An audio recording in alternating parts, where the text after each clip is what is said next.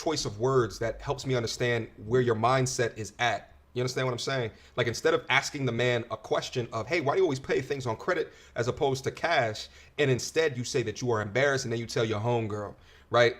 That to me means that you probably have a lack of financial sense as well as a lower integrity, in my opinion, without knowing you, if you're watching this video. You understand what I'm saying? But let's move on. Like, we don't carry cash. She's like, but then that's the thing. That's why I waited for you to say that. She's like, damn, you couldn't even use a debit card? Oh, she's in the way. See, this is exactly what I'm talking about. Yo, this is 100% in the way. I don't even use that debit card. I do have a debit card, but I don't even use a debit card. But I'm not gonna lie to you. I look at that. I don't trust men that put everything on their credit card. Because I feel like you're trying to look like you got it and you don't got it. Like, that's how I feel. Really? Yes, I do not, because I do feel like people in general, this is how people get into credit card debt, right? They don't keep track of the balance on their credit.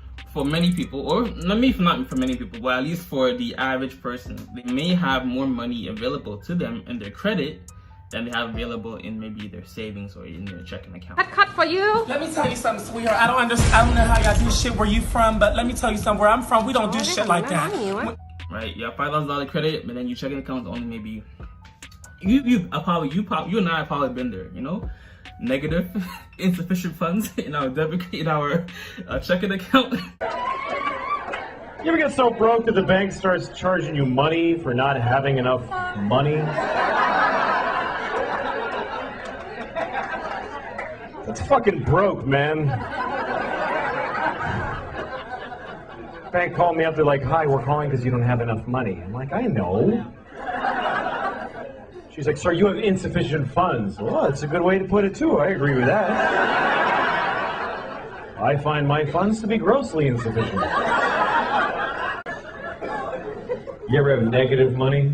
That's depressing, isn't it? You look in your bank account, negative $10. That's how much I have now. Negative 10. That means I don't even have no money now. I wish I did. I wish I didn't have anything. I wish I just had nothing, but I have less than that. I don't have none. I have not 10. I can't, if it's free, I can't fucking afford it. Somebody could come up to me, take this, it's free. Fuck, that costs nothing. I can't afford that. That's more than I have. You know what I'm saying? So I feel like, okay, there are some people that do use their credit card willy-nilly and don't understand the financial ramifications of overspending and not being able to pay it back come the due date. A very basic pro tip in terms of like credit card usage is to not use more than 30% of your credit card. Only will you be seen as more reliable to lend to by the bank, but you will also allowing yourself to have that buffer room to pay in full. Imagine having a $5,000 credit limit and you only have maybe $2,000 in your checking account. But if you only use 30% of your $5,000 limit, you'll be able to pay that money back, right? This is how me myself got into credit card debt. This is more for business. Essentially, I assumed I would get a profit back, but I didn't end up getting money back. And then I ended up not being able to pay the credit card, and it gets sent to collections, and etc., etc. So essentially, the basic premise is, does he have the money for it in his checking account? Okay, so there's no problem with him using his debit or credit card. If he does not have the money for that purchase already in his checking account, then he is definitely flexing or trying to make it seem that he's at a certain level when he's not. Lil Tay out here balling in the IA. I dropped 200 racks on this car, and I'm only 9 years old. I got the keys to this car. See this? These are butterfly wings. Y'all haven't seen this car in your lives. I've been driving this around the Beverly Hills area, and I'm only 9 years old. The thing is, I be telling everybody, I'm not no credit card type of bitch. I be using my debit card. That's why when certain people do certain shit, I'm like, okay, Miss Credit Card, because I definitely use my debit, and I have to make that money back. Like, I'm not paying for it $25 payments a month like your ass. So I'm like, it's a two different lifestyles. You can live a credit card lifestyle or a debit life. I live a debit, and it's a hard life, but I do it. All right, so now let me just say this with all due respect. This is the difference between people who understand finance and people who don't understand finance. Those who, everybody that has it, right, and understand finance, I'm a licensed financial advisor, we using the credit card. That's what you use. Not only that, what you do, the reason why, let me give you Finance 101, the reason why you want to use your credit card, because you want to establish something. If you got the cash, only thing you're doing is you just swiping with your credit card. When that bill rolls, when it goes through, all right, when you get the bill, you just take your cash that you have in your checking account, and then you pay off your credit card. Period. So these is the things you develop in a relationship, huh? Not the minimum payment either. No, no, you gotta listen. Okay. Not the minimum payment. You're right. Not the minimum payment. So this is the difference between now you're establishing a relationship. So then now within 2 to 3, I don't even say 6 months, between 2 to 3 months, when they see this type of transaction going and they see that you pay majority off on your credit card, then now you can ask for a credit increase. You can do that every 3 to 6 months.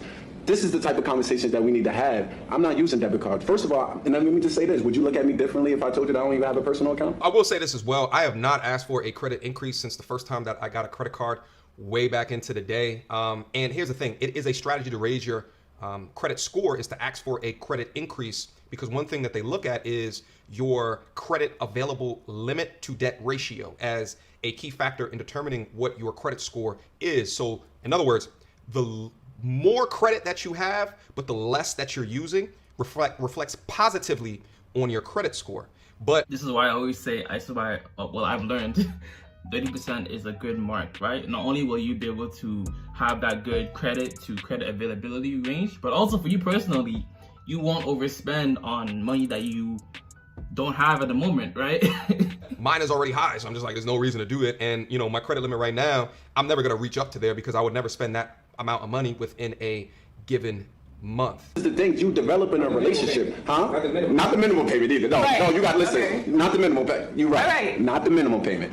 Here's the last thing, is he said, don't pay the minimum payment, and I 100% agree with him. Never just pay the minimum payment. Fact of the matter is that, guys, listen, if you don't have the money to pay for something, do not use your credit card. Ever. Only when you can pay for the material good, that's when you put it on your credit. Unless, here's the thing, if it's an investment into yourself, right, and you don't have the money whatsoever, it's like an educational investment, like a certification, and you don't have it, but you are guaranteed that you'll be able to make that money back in a certain amount of time, that's probably one of the only situations. Or if like your car breaks down or your The only time you should use a credit card for a business venture is if there's already a proven process in place.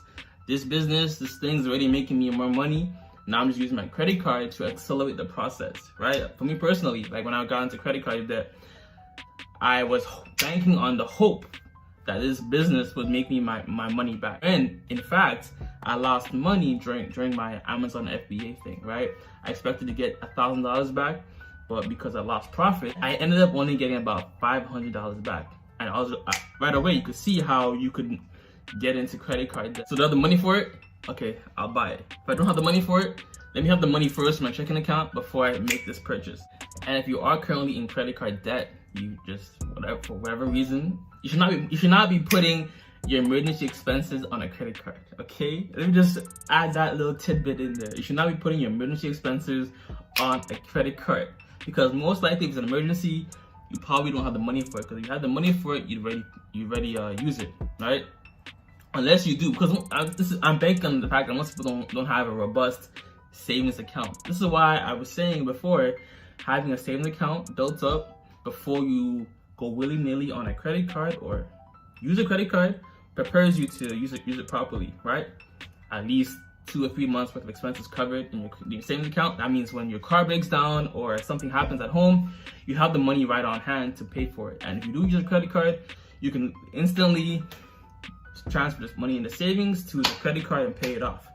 But if you have your car breaks down and use your credit card for it, and you have the money in savings, where's the money coming from, right? This is an unexpected emergency. And now you get into that cycle of credit card debt and the bank is making money off of you.